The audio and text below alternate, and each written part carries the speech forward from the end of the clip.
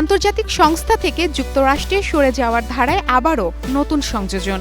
এবার Donald Trump প্রশাসন জাতিসংঘের শিক্ষা, বিজ্ঞান ও সংস্কৃতি বিষয়ক সংস্থা ইউনেস্কো থেকে বেরিয়ে যাওয়ার সিদ্ধান্ত নিয়েছে।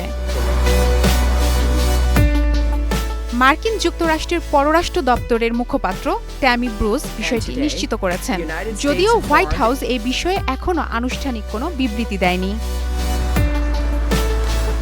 মার্কিন পররাষ্ট্র দপ্তরের পক্ষ থেকে আরও জানানো হয়, এই সিদ্ধান্ত ২০২৬ সালের শেষ নাগাদ কার্যকর হবে।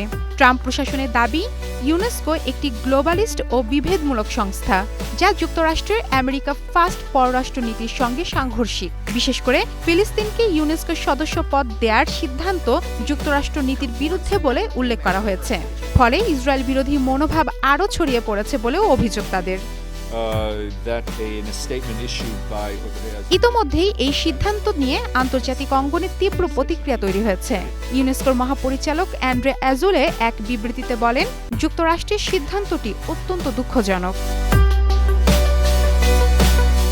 যুক্তরাষ্ট্র ইউনেস্কোর প্রতিষ্ঠাতা সদস্য হলেও দেশটি এর আগে ১৯৮৪ সালে সংস্থাটি থেকে বেরিয়ে গিয়েছিল। পরে ২০০৩ সালে প্রেসিডেন্ট জর্জ ডব্লিউ বুশ প্রশাসনের সময় যুক্তরাষ্ট্র পুনরায় ইউনেস্কোর সদস্য হয়। এর আগে ২০১৭ সালে ট্রাম্প প্রশাসন ইউনেস্কো ছাড়ার ঘোষণা দেয়। অভিযোগ করা হয়, ইউনেস্কো ইসরায়েলের ক্ষেত্রে পক্ষপাতদুষ্ট আচরণ করে। পরে ২০২৩ সালে প্রেসিডেন্ট জো বাইডেন এসে যুক্তরাষ্ট্রকে আবার ইউনেস্কোতে ফিরিয়ে আনেন। ট্রাম্পের এই সিদ্ধান্ত তার বহুপাক্ষিক, সহযোগিতা বিরোধী ও জাতীয় স্বার্থকেন্দ্রিক পররাষ্ট্র নীতিরই ধারাবাহিকতা।